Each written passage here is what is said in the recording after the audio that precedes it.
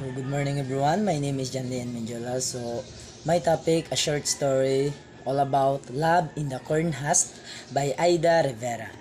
So, let's all read. Tinang stopped before the Senora's gate and adjusted the baby's cap. The dogs at the came to the bark at the gate were strange dogs, big-mouthed animals with a sense of superiority.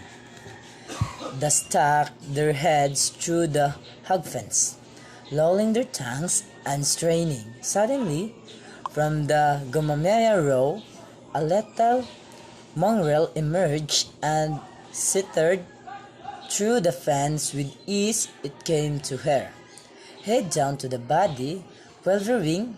Bantay, ay, bantay! She exclaimed as a little dog laid his paws upon their shirt to sniff the baby on her arm. The baby was afraid and cried. The big animals barked with a displeasure. Tito, the young master, had seen her and was calling to his mother, "Ma, it's Tina!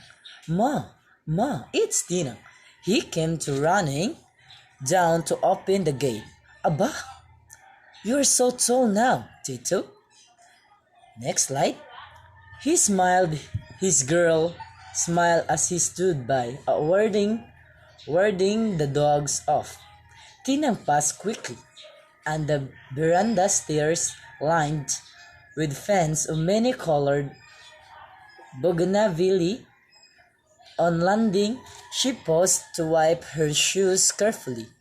About her the Senora's white lavender butterfly orchids fluttered delicately in the sunshine.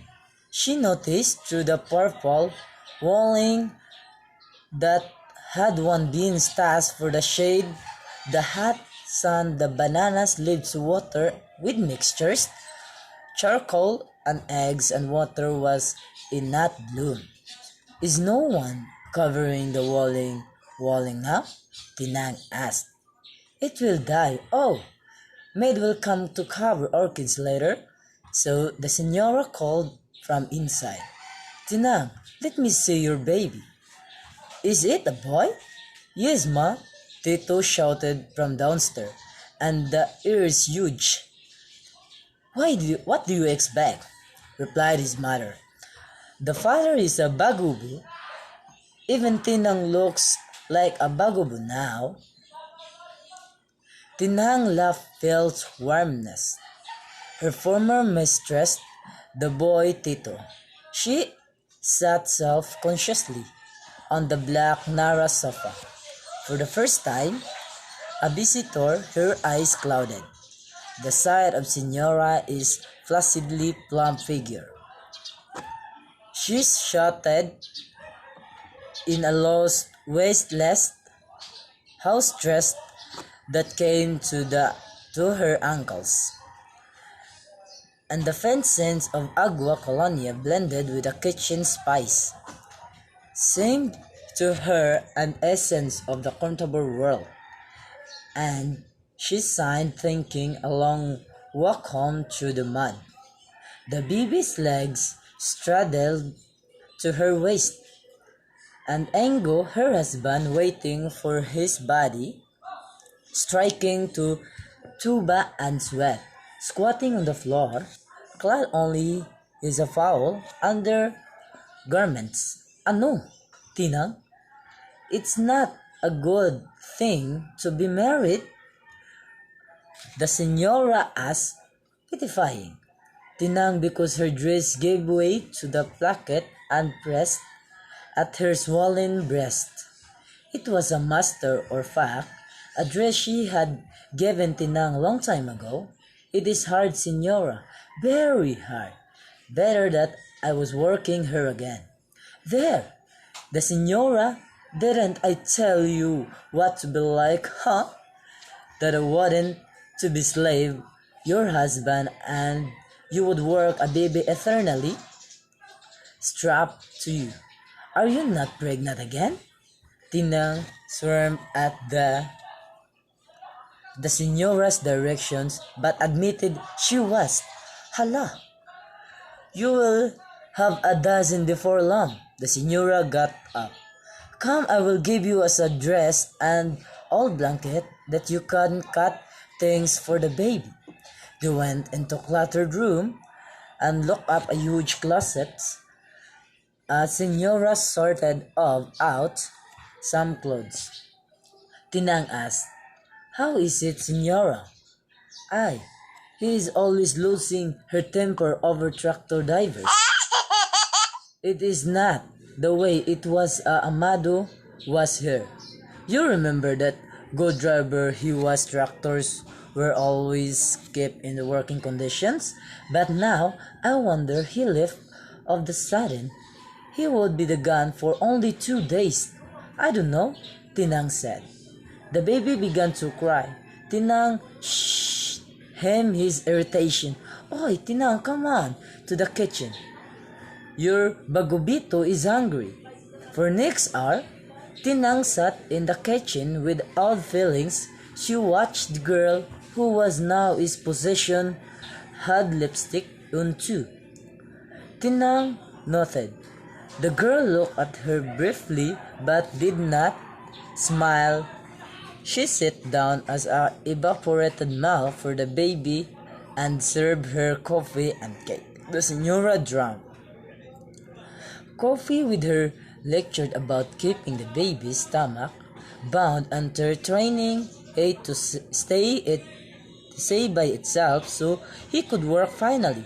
Tinang brought up halting with a phrases like, if it will not offend you, and if you're not too busy, the purpose of visit, which is to ask Signora to the Madrina to baptism.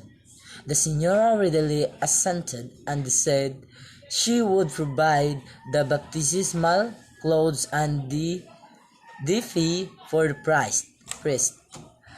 And it was time to go when you are coming again, Tina. The Signora asked.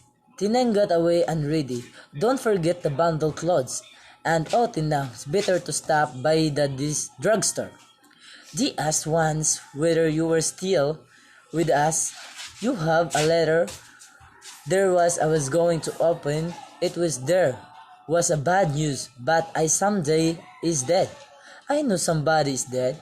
She thought she crossed herself after thanking Signora furiously. She hurried down. The dogs came forward and Tito had restrained them. Bring in some come next time.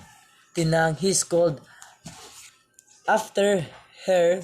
Tinang waited a while the drugstore, which was the post office of the barrio. Finally, the man turned to her. Mrs. I was told I have letter. And what is your name, Mrs.? He drawled. Constantina Terra. The man pulled a back, slowly went through the pile of envelopes. Most of a letter handed it to her. She stared at an familiar scrawl. It was from her sister. She could not drink no one. Who could write her Santa Maria? She thought maybe something happened to my sister. Do you want me to read it for now? No. She hurried from the drugstore, crushed that he should think literate, with the baby on her arm and bundled clothes of the other and the letter clutched in her hand. She found herself walking towards home. The rains made the deep slough of the clay road that Tinang followed, the prints left by the men and the carabaos that had gone before her, that keeping from sinking mud up to her knees. She was deep in the road before she became consciously of her shoes. In horror, she saw that they were coated with a thick, black clay. Gingerly, she pulled off one shoe after the other with hand still clutching to the letter. When she had tied the shoes together with the laces and had slung them on her arm, The baby, the bundle, and the letter were all smeared with mud. There must be a place to be babies down. She thought desperate now about the letter. She walked on until the spotted a corner field where corn husks were scattered under a calamansi tree. She shoved together a pile of husks her foot to lay the baby down. Upon it, with a sign, she drew the letter from the envelope. She stared at the letter which was written in English. My dearest Tinay, hello, how is life getting along? Are you still good health condition? As for myself, the same as usual, but you are far from my side. It's not easy to be far from our lover, Tinay. Do you still love me? I hope your kind and generous heart will never fade. Someday or somehow, I'll be there again to fulfill our promise. Many weeks, months have elapsed. Still, I remember our bygone days, especially when I was suffering with the heat of the tractor under the heat of the sun. I was always desperate until I imagined your personal appearance coming forward, bearing the sweetest smile that enabled me to view distant horizon. Tinay, I could not return because I found that my mother was very ill. That is why I was not able to take you as a partner of my life. Please respond to my message, massive, at once so that I know whether you still love me or not. I hope you did not love anybody except myself. I think I best wish to you, my friends, Ganding, Safrain, Bando, and etc. Your forever, Amado. Partial, my mother died last month. Addressed, writer, Mr. Amado Galoran and Binalan Cotabato. It was Tinang first love letter. A flush spread over her face and crept into her body. She read the letter again. It's not easy to be far from our love. I imagine you personal appearance coming forward. Somehow, I'll be there for our promises. Tinang was intoxicated. She pressed herself again and commented, my love is true to me. He never meant to desert me. Pressed herself against Amado. She thought Amado and she cried, remembering the young girl she was less than 2 years ago, and she would take food to senior in the field, and the laborers would I to fulfilledly. She thought herself above them, for she was always neat and clean in her hometown. Before she went away to work, she had gone to school and had reached sixth grade. Her skin, too, was not as dark as out disdainfully. When a farm hand spoke her with the many flattering words, she laughed when her lips jutted. Bagubo with the two hatches at the rest or land asked her to marry him. It was Amado, the tractor driver, who could look at her and to make her lower her eyes. He was very dark and wore 50 and torn clothes on the farm but Saturdays when he came up to the house of the week's salary. His hair was collected down the wooden dress to be swell. Mr. Jacinto, the school teacher. Once he told he would study in the city night schools and take up mechanical engineering someday. He had not said much more to her, but afternoon, when she was bedden, take some bolts and tools to him in the field. A great excitement came over her. The shadows moved fitfully in the bamboo groves.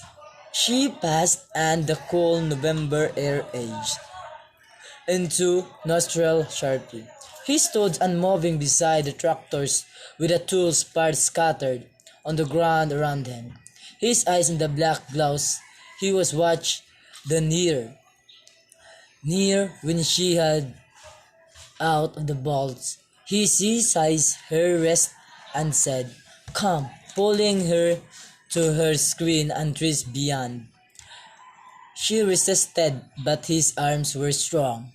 He embraced her roughly and awkwardly, and she trembled, gasped, and clung to him. A little green snake sheltered luggedly in the tall grass a few yards from the calamansi tree. Tinang started violently and remembered her child. It is motionless on the mat of husk. With a shriek of grab it wildly, the huge, it closed. The baby awoke from its sleep and cried lustily, "Ave Maria Santissima, do not punish me." She prayed, searching the baby skin to the marks. Among corn husks, the letter fell unnoticed. So that's all my report. So to cut the story short, Tinang called Senora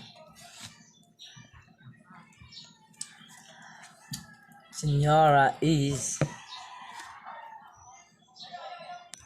so Tinang discovered after reading the love letter from her first love, Amado, that she is still loved by him. However, then she is already married to Bagobo and has son with him.